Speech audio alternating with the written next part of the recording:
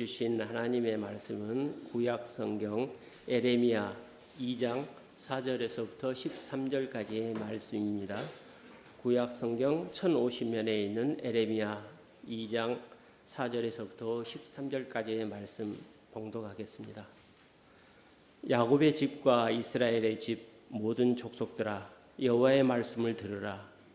나 여호와가 이와 같이 말하노라. 너희 조상들이 내게서 무슨 불의함을 보았기에 나를 멀리하고 가서 헛된 것을 따라 헛되이 행하였느냐.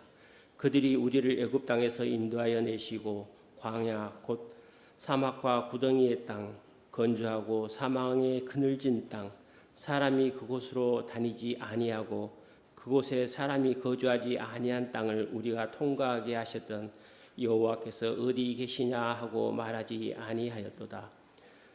내가 너희를 기름진 땅에 인도하여 그것의 열매와 그것의 아름다운 것을 먹게 하였거늘 너희가 이리로 들어와서는 내 땅을 더럽히고 내 기업을 역겨운 것으로 만들었으며 제사장들은 여호와께서 어디 계시냐 말하지 아니하였으며 율법을 다루는 자들은 나를 알지 못하며 관리들도 나에게 반역하며 선지자들은 바알의 이름으로 예언하고 무익한 것들을 따랐느니라.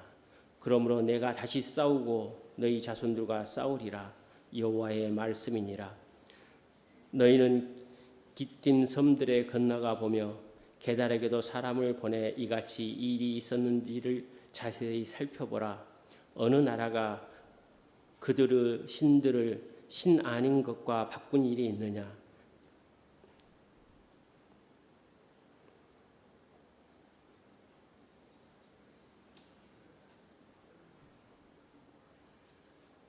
그러나 나의 백성은 그의 영광을 무익한 것과 바꾸었도다. 너 하늘아, 이 일로 말미암아 놀랄지어다. 심히 떨지어다. 두려워할지어다. 여호와의 말씀이니라. 내 백성이 두 가지 악을 행하였나니 곧 그들이 생수에 근원되는 나를 버린 것과 스스로 웅덩이를 판 것인데 그것은 그 물을 가두지 못할 터진 웅덩이들이니라. 아멘. 출애굽 이후에 시내 광야에서 하나님과 이스라엘 백성이 언약을 맺었습니다. 그러니까 이제는 그 후로는 이스라엘 백성은 하나님과의 언약을 맺은 언약 백성으로 살아야 했습니다. 그런데 그들은 언약 백성으로 살아가는데 실패했습니다. 이에 하나님께서 이스라엘 백성을 법정으로 부르시고 그곳에서 따지는 이야기가 오늘 본문입니다. 하나님께서 두 가지를 말씀하십니다. 먼저는 이스라엘 백성이 우상을 숭배하였습니다. 언약을 맺을 때 하나님께서 분명히 하셨던 말씀이 내 말을 잘 듣고 내 언약을 지키면 너희는 이러이러한 백성이 될 것이다 라고 말씀하셨습니다. 근데 이때 내 말과 내 언약을 요약하면 10계명이다 이렇게 말씀드렸습니다. 그중 1계명은 내 하나님 외에 다른 신을 두지 말라입니다.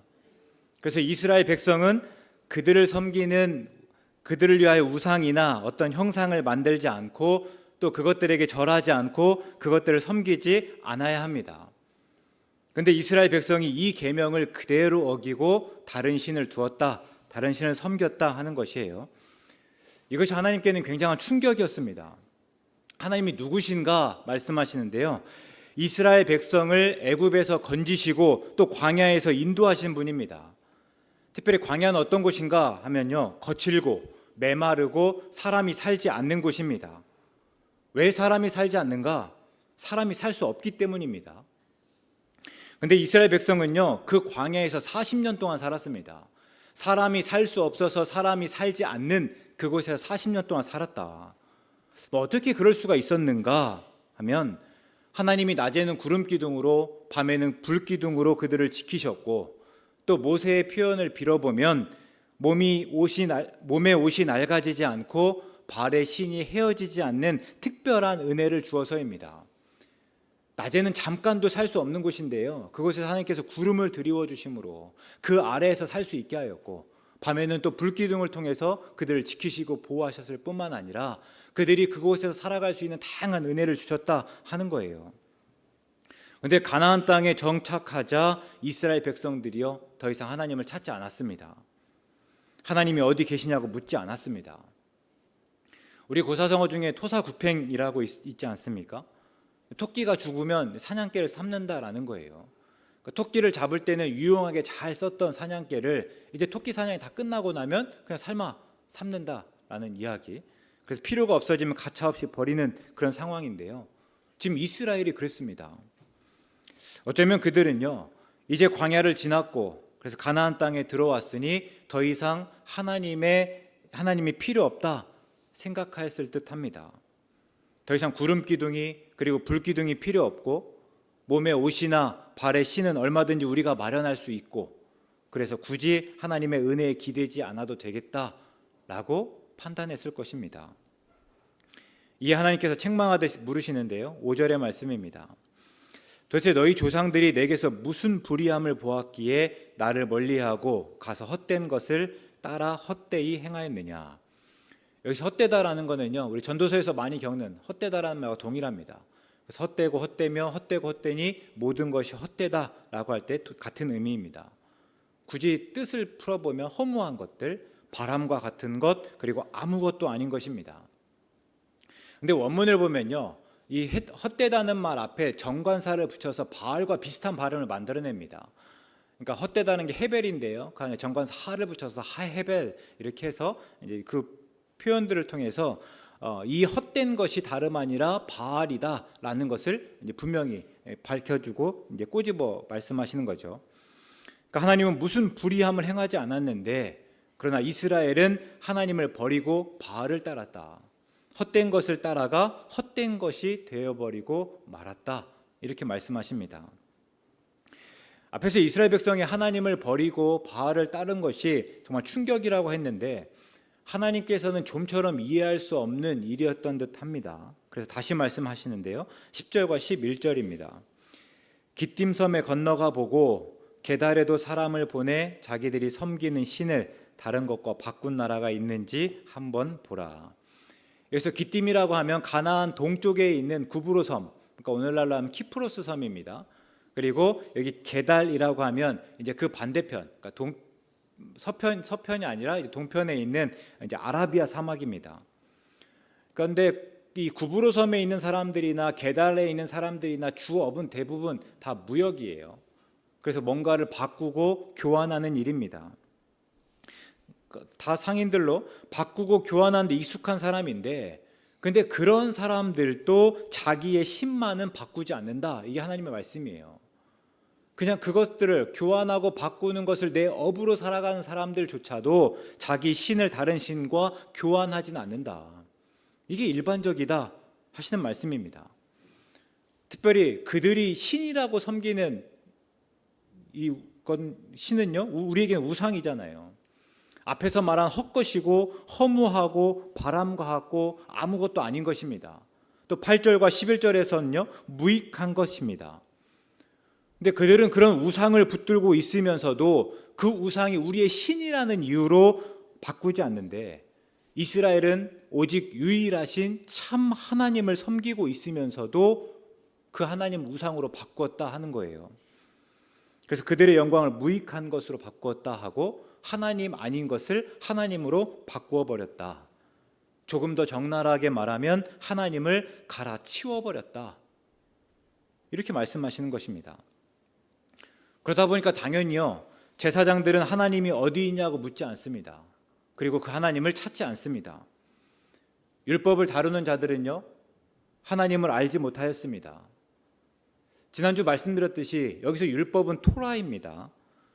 토라는 하나님의 백성이 하나님과 어떻게 교제해야 되는지, 하나님의 백성으로서 하나님의 은혜에 어떻게 반응해야 되는지를 알려주는 교훈이고 가르침입니다. 그래서 그 안에 사랑이 전제되어 있다 말씀드렸죠.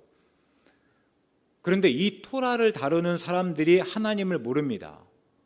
당연히 하나님을 사랑해야 하는 것은 물론이고 서로 사랑해야 하는 것도 몰랐습니다. 그래서였을 거예요. 그 다음 말씀에 하나님의 뜻대로 백성을 돌보아야 하는 관리들은 하나님의 뜻과 상관없이 통치하였다라고 말하고 있습니다.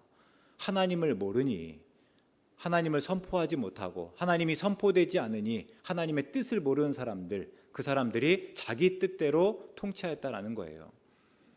그러면서 그 사회 가운데 하나님의 정의와 공의가 사라졌습니다.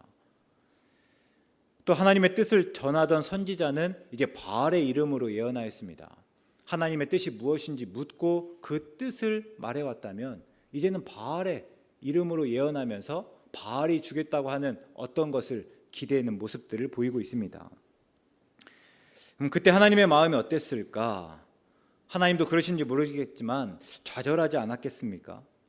아무리 하나님이 사람에게 자유의지를 주었다고 하지만 사람들이 해도 너무하는 거예요. 우리가 11개 숱한 왕들이 나오는데요, 한결같이 그들을 다 악한 왕이라 평가하고 있습니다. 그럼 그들이 왜 악한 왕입니까? 그들이 모두 부왕인데요, 여기서 부왕이라고 하면 이제 버금부자를 써서 왕의 권위를 위임받아서 왕을 대신하여서 특정 지역을 다스리는 사람들입니다. 그러니까 하나님이 이스라엘의 왕이시고 이스라엘은 하나님의 백성입니다. 그래서 왕이라 하지만 진정한 왕인 하나님의 뜻에 따라서 통치해야 합니다. 근데 그렇지 않고서 자기 뜻대로 통치하였기 때문에 악하다 하는 거예요.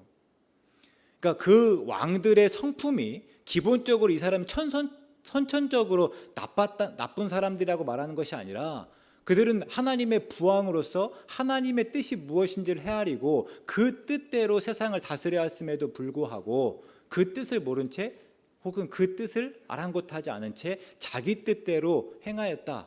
그랬기 때문에 악한 왕이다라는 겁니다. 그럴 때 방금 언급했던 제사장, 그리고 율법을 다루는 사람들, 관리들, 선지자는요, 다 부왕이에요. 하나님의 뜻이 무엇인지 알고 그 뜻을 구석구석 전하고, 그래서 그 땅 가운데 하나님의 통치가 온전히 이루어지도록 해야 되는 사람들입니다. 그런데 하나님을 모르고 하나님과 무관하게 되면서 하나님의 나라를 이루고자 하는 그 하나님의 바람을 다 깨진 듯합니다. 그래서 하나님이 9절에서 말씀하시죠. 그러므로 내가 다시 싸우고 너희 자손들과도 싸우리라. 이스라엘 백성이 이제 하나님과 언약을 맺은 백성으로 살아가는데 실패했다 했는데요. 첫 번째는 우상을 섬기는 거였고, 그럼 두 번째는요, 이젠 정치적으로 국제적으로 열강을 의지해 나간 것이에요. 13절의 말씀입니다. 내 백성이 두 가지 악을 행하였나니 곧 그들이 생수의 근원되는 나를 버린 것과 스스로 웅덩이를 판 것인데 그것은 그 물을 가두지 못할 터진 웅덩이들이다. 하나님은 생수의 근원이십니다. 그래서 우리가 하나님에게 가면 언제든지 그 생수를 마실 수 있고 또 목마르지 않고 생명을 얻습니다. 그런데 하나님께서 이스라엘은요, 이 하나님을 버리고 스스로 웅덩이를 팠습니다. 웅덩이를 파는 이유는 간단하기도 하고 분명하기도 하죠. 기본적으로 웅덩이는 물을 보관하는 용도입니다. 그래서 하나님으로부터 나오는 생수에 의지하는 것이 아니라 그 물이 아니더라도 언제든지 그 물을 마실 수 있도록 하기 위해서 웅덩이를 파는 것이에요. 그런데 하나님께서 하신 말씀은 그 모든 노력이 다 헛되다 말씀하시죠. 왜냐? 그 웅덩이는 물을 가두지 못하는 터진 웅덩이이기 때문이다 하시는 거예요. 여기서 웅덩이는요, 단순히 바알을 가리키는 것이 아니에요. 이 본문 이후의 말씀을 보면 웅덩이는 애굽이나 또 아수르 같은 그런 열강을 통해서 안정과 평안을 꾀하는 일입니다. 그래서 하나님이 생수의 근원이라고 할 때요, 생수는 살아있는 물, 다르게 하면 흐르는 물입니다. 그래서 하나님을 믿는다라는 하는 것은 흐르는 물의 근원 되시는 하나님께 나아가는 것이에요. 그러니까 하나님으로부터 흐르는 물을 가두고 모으고 잡아두는 것이 아니라 그것들 그대로 내가 그 흐르는 물 되시는 하나님께 나아가는 것이다. 그래서 하나님은 우리 마음대로 우리 뜻대로 저장할 수가 없습니다. 비록 내가 있는 곳이 광야일지라도 반석에서 물을 내시는 하나님을 의지하며 살아가는 것이에요. 우리가 하나님을 믿는다는 것은 우리가 하나님을 길들이고 우리의 입맛에 맞게 조절하는 시도가 아니라 오히려 우리가 하나님께 길들여지는 것이다 하는 것을 우리가 알 수 있습니다. 그런데 이것들을 이스라엘이 광야에서 이미 수없이 경험하였단 말이에요. 일례로 출애굽 14장입니다. 이제 막 애굽에서 빠져나왔을 때 그 앞에는 홍해가 가로막고 있습니다. 그리고 뒤에서는요 애굽의 군대가 쫓아오고 있죠. 그때 모세가 뭐라고 하는가 하면요, 여호와께서 오늘 너희를 위하여 행하시는 구원을 보라. 여호와께서 너희를 위하여 싸우시리라 하십니다. 그리고 그 말대로 하나님께서 홍해를 가르시고 이스라엘 백성들이 지나가게 하셨습니다. 또 그 이후에는요 하나님께서 그 물을 다시 물이 흐르게 하심으로 애굽의 군대를 다 수장시켰습니다. 그래서 믿음이라고 한다면 보이지 않는 것을 보는 것이고 바랄 수 없는 중에 바라는 것입니다. 근데 그럼에도 불구하고 하나님을 의지하고 하나님을 행하시는 구원을 기대하며 하나님께서 우리를 위해서 싸우실 것을 소망하는 일이 다름 아니라 구원이다라는 거예요. 그리고 이거를 이미 이스라엘이 충분히 경험하였음에도 불구하고 이스라엘이 지금 다른 시도를 하는 겁니다. 또 광야에서 하나님께서는 40년 동안 그들이 이 가나안 땅 가장자리에 이를 때까지 만나를 내려주셨습니다. 근데 이 만나는요 매일 쌓아두는 음식이 아닙니다. 하나님은 매일 아침 만나를 충분히 내려주셨지만 각 사람은 먹을 것만 먹을 만큼만 거두게 하셨습니다. 그리고 남아있는 만나는요 햇볕이 쬐면 다 그냥 다 쓰러졌습니다. 다 그냥 사라졌어요. 혹 다음날 아침까지 두면 벌레가 생기고 냄새가 나기도 했습니다.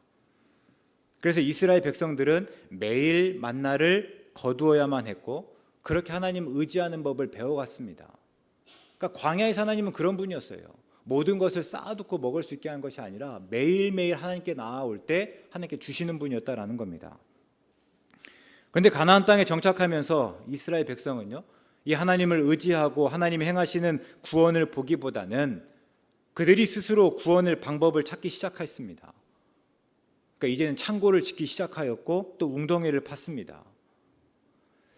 그럴 때 이스라엘이 애굽이나 아수를 의지했다라고 말하는 그 핵심은요 앞에서 우상을 숭배한 것처럼 하나님 아닌 것을 하나님처럼 여기며 그 하나님을 대신하고 그냥 대체한 정도가 아닙니다. 이제는 그들이 스스로 하나님처럼 되어서 구원을 이루고자 하였던 것이에요. 이제는 하나님께 묻고 그 답을 따르는 대신에 스스로 답하고 결정한 겁니다. 우리가 이런 이야기들이 이사야 7장에 잘 나타나는데요. 이제 아하스 왕 때예요. 이제 위에서 아람과 그다음 이스라엘이 쳐들어왔을 때 이제 유다의 왕이 아하스 왕이었는데요. 이제 하나님께서 아하스 왕에게 너에게 구원해 주겠다 약속하십니다. 그리고 내가 너에게 구원해 주겠다 하는 이 약속이 분명하다는 것을 보이기 위해서 네가 나에게 증표를 구하라 이렇게 이야기하시죠. 근데 아하스가 뭐라고 하는가 하면요. 제가 구하지 않겠습니다. 제가 하나님을 시험하지 않겠습니다. 이렇게 대답합니다. 그러니까 언뜻 들으면 굉장히 경건한 듯하지만 사실 정반대입니다. 이제 내가 하나님의 간섭받지 않겠다는 거예요. 내가 이제 하나님께서 해주시는 것에 내가 의지하는 것이 아니라 이제 내 마음대로 내 뜻대로 내가 결정하고 그대로 행하겠다라는 의미이고 그 실제로 아하스 왕은 하나님께서 구원해 주실 것을 기대지 않고 아수르에게 가서 아수르의 도움을 받습니다. 지금 이스라엘 백성들이 그랬다는 거고 이런 모습들은 창세기 3장에서 아담과 하와가 하나님께서 금하신 선악을 알게 하는 나무의 열매를 따먹을 때와 다를 게 없습니다. 결국에는요 하나님과 같이 되고자 하는 유혹에 빠진 거예요. 이제는 내가 하나님과 같이 되어서 내가 보암직하고 먹음직하고 지혜롭게 할 만큼 탐스러운 것을 대로 하기로 하였다라는 것입니다. 그러니까 이게 지금 이스라엘 상황이고 그럼 이스라엘은요 이 두 가지 면에서 실패했습니다. 우상을 숭배하면서 언약을 어겼고 또 정치적으로 국제적으로는 이 열강에 의존하였습니다. 근데 이런 실패들, 언약의 실패들을 가만히 보다 보니까요 결국에는 근본적으로는 이 관계의 실패가 있었다라는 것을 보게 됩니다. 하나님은 갑자기 그리고 뜬금없이 이스라엘을 지목하면서 그들과 언약을 맺지 않으셨습니다. 관계를 먼저 말씀하셨는데요. 이 언약을 맺고자 하는 내가 너에게 언약을 제안할 때 내가 누구인가 그리고 내가 너에게 어떻게 행하였는지를 분명히 먼저 말씀하십니다. 이게 출애굽기 19장 4절의 말씀인데요. 내가 애굽 사람에게 어떻게 행하였음과 내가 어떻게 독수리 날개로 너희를 업어 내게로 인도하였는지를 너희가 보았는지라. 그리고 나서 제안하시는 거예요. 그러니까 내가 너희들이 나와 왜 언약을 맺어야 되는지, 이미 내가 너희들과 그러만한 관계가 있기 때문이다라는 것을 언급하셨다라는 거예요. 십계명 역시 마찬가지입니다. 하나님께서는 본격적으로 십계명을 말씀하시기 전에 하나님이 왜 이스라엘 백성에게 십계명을 말씀하시는지, 그리고 이스라엘 백성은 왜 십계명을 지켜야 하는지를 먼저 말씀하십니다. 이게 출애굽기 20장 2절의 말씀이에요. 나는 너를 애굽 땅 종되었던 집에서 인도하여 낸 내 하나님 여호와니라. 너희들이 내 언약을 왜 지켜야 되냐면 나는 너희를 애굽 땅 종되었던 땅에서 인도하여 낸 하나님이기 때문이다라는 거예요. 그리고 이 관계 안에서만 십계명은 의미를 갖습니다. 근데 가나안에 정착하면서 이스라엘이요, 이 관계에서 멀어졌습니다. 토라를 지켜야 되는 명분이 뭐였습니까? 하나님의 백성이었기 때문이고 그 하나님의 백성이라는 관계 때문이었습니다. 그런데 이제는 그 관계가 멀어지다 보니까요, 토라는 그냥 율법입니다. 또 토라를 율법으로 여기다 보니까 그냥 형식적일 수밖에 없는 거예요. 하나님의 사랑에 반응해서 기꺼이 그렇게 살아가는 것이 아니라 그게 법이니까 어쩔 수 없이 그래야 한다고 하니까 그냥 지켜가는 것입니다. 그런데 시간이 지나고 나니까 그 형식마저도 이제는 지켜지지 않는 거예요. 관계가 깨지고 나니까 우상을 숭배하게 되고 내가 주인 노릇하였다 하는 것입니다. 그래서 이 말씀을 조금만 더 우리가 묵상해 보면요, 우리가 먼저 물을 거는 우리가 하나님과의 관계 안에 있는가입니다. 하나님이 부르실 때 내가 벗었으므로 두려워하여 숨었습니다 핑계대지 않고 하나님 내가 여기 있습니다 라고 말할 만큼 오늘 나는 하나님과 거리낌이 없는가? 또 하나님의 말씀은 어떻습니까? 그 하나님의 말씀으로 하나님을 알고 하나님의 사랑을 깨닫고 하나님의 말씀을 하나님과 교제할 수 있는 교훈과 가르침으로 알고 기꺼이 따르며 기뻐하고 있습니까? 아니면 율법으로 여겨 형식적으로 지키는 데 급급하고 있습니까? 혹 그대로 살지 않으면 천국에 가지 못하고 지옥에 갈 듯한 두려움에 어쩔 수 없이 따르고 있지는 않는가? 한번 우리가 물을 수 있어야 됩니다. 지난주 한 분과 이렇게 나눈 이야기인데요, 매주 복권을 사신대요. 근데 그러면서 이제 고민하는 거예요. 그럼 당첨되면 내가 얼마를 헌금한다고 해야 하나님께서 당첨되게 해주실까? 그러니까 단순히 그냥 11조만 낸다고 하면 이게 하나님께 감동이 되지는 않을 거라는 거예요. 그러니까 내가 11조보다 조금 더 낸다고 해야 하나님께서 당첨되게 해주실 것 같은데, 그렇게 따지다 보니까요, 내가 받을 양이 점점 줄어드는 거예요. 야, 이러다가는 복권이 당첨돼도 나한테 별 득이 없겠다라는 거예요. 그래서 얼마를 내가 하나님께 드려야 된다고 할까? 이게 늘 고민이라고 합니다. 물론 농담이었지만, 근데 그러면서 우리가 한번 생각해 보는 거예요. 혹 오늘 우리가 그런 계산에 따라서 이만큼 신앙생활하고 있는 것은 아닌가? 내가 얼만큼을 드리면 하나님께서 내게 복 주실까? 내가 어디까지 하면 하나님께서 나를 구원하실까? 늘 이것들을 따지며 그 신앙의 마지노선을 정하고 있는 것은 아닌가? 라는 생각이 듭니다. 그럴 때 우리는 물론 우리에게 우상이 무엇이고 또 하나님이 아닌데 하나님인 것처럼 여기며 하나님을 대신하고 대체하는 것이 무엇인지 분명 물어야 할 것입니다. 그러니까 우상은 절대로 피상적이지가 않잖아요. 어떤 바알의 형상처럼 뿔 달려 있거나 아니면 특별한 모양을 가지고 있지 않을 수 있습니다. 요즘에는 젊은 가수들을 아이돌이라고 합니다. 그래서 아이들에게도 항상 물어볼 때 야, 요즘 좋아하는 아이돌이 누구이냐 뭐 이렇게 물어보죠. 근데 아이돌이라는 말 뜻이 우상이잖아요. 그런다고 하면요, 우상은 절대로 정말 해괴하게 생긴 것들이 아니라 어쩌면 우리에게 가장 친숙하고 또 가장 사랑스러운 모습일 수 있겠습니다. 또 그런 것이겠죠. 그래서 우리가 밀접하게 연결되어 있는 것, 단순히 뭐 돈이고 권력일 뿐만 아니라 우리의 자녀일 수 있고요. 우리가 맛있어하는 음식일 수도 있고 또 우리가 좋아하는 드라마일 수도 있겠습니다. 그래서 그 우상이 무엇인지를 구분하고 또 그 우상을 또 거절할 필요가 있겠지만, 그러나 이전에 우리가 분명해야 되는 것은요, 하나님이 누구냐라는 거예요. 하나님이 누구시고 특별히 내게 누구신지를 분명히 고백할 수 있어야겠다 하는 거죠. 왜냐하면 우상을 숭배했다는 거는요, 하나님의 관계가 실패한 결과일 뿐이거든요. 그래서 우리는 묻습니다. 하나님과 우리는 어떤 관계인가? 하나님에게 나는 누구이고 특별히 내게 하나님은 누구신가?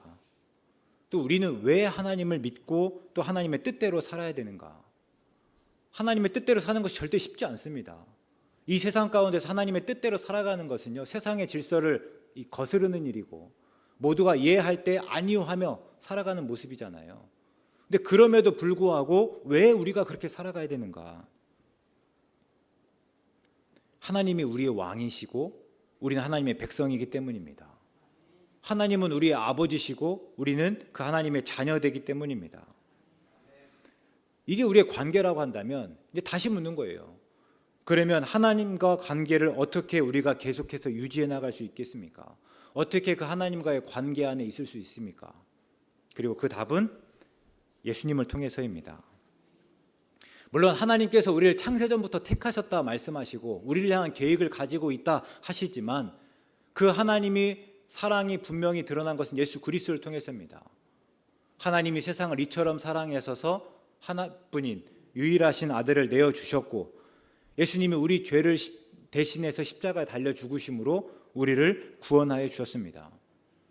그리고 우리는 그 예수님을 믿음으로 그 믿음 안에서 하나님의 자녀가 되었기 때문입니다. 그래서 우리가 하나님과의 관계를 여긴다면요, 늘 예수님을 바라보고 그 예수님을 깊이 생각해야 합니다. 어쩌면 너무 뻔한 듯 하지만요, 그 법밖에 없는 것 같아요. 하나님을 분명히 알 수 있는, 하나님을 고백할 수 있는, 하나님과 관계할 수 있는 분은 예수님을 통해서입니다. 그래서 우리가 예수님을 깊이 묵상하는 가운데 하나님의 사랑이 얼마나 큰지를 알아야 하는 거고, 우리 찬송가의 작사가가 고백했던 것처럼 그 사랑이 얼마나 커서 큰지, 그래서 내가 하늘을 두루마리 삼고 바다를 먹물 삼아도 내가 그 사랑 다 기록할 수 없다라는 고백이 있을 때에만 우리가 그 하나님과의 관계 안에 머물 수 있다라는 겁니다. 그렇지 않을 때 우리는 하나님과의 관계 안에서 누리는 참 기쁨과 평안을 누릴 수 없을 뿐만 아니라 결국에는 끝내 우상을 따르며 헛것을 따라가 헛것이 되어버릴 수밖에 없다 하는 거예요. 그래서 한 줄 시작하면서 예수님을 묵상하시기로 다짐하실 수 있기 바랍니다. 예수님 안에서 하나님의 사랑이 분명히 드러났습니다. 또 그리고 그 은혜가 우리에게 보여졌습니다. 그래서 그 사랑과 은혜를 깨달으실 수 있기 바랍니다. 그래서 언제까지나 그 하나님과의 관계 안에서 그 하나님의 자녀로 살아가고 하나님의 자녀로 특별히 다르게 살아가는 우리 모두 될 수 있기를, 그것이 우리의 자랑 되기를 주의 이름으로 축원합니다. 사랑의 하나님, 우리는 종종 하나님의 자녀답지 못하게 산 것 때문에 두려워하고 불안해하며 하나님을 멀리하지만, 그러나 하나님은 우리가 하나님의 자녀인 것으로 기뻐하시는 분임을 새로 알았습니다. 하나님의 자녀답게 살기 이전에 하나님의 자녀로 살게 하시고 참 기쁨과 자유를 누리는 우리 되게 하여 주시옵소서. 예수님의 이름으로 기도드립니다.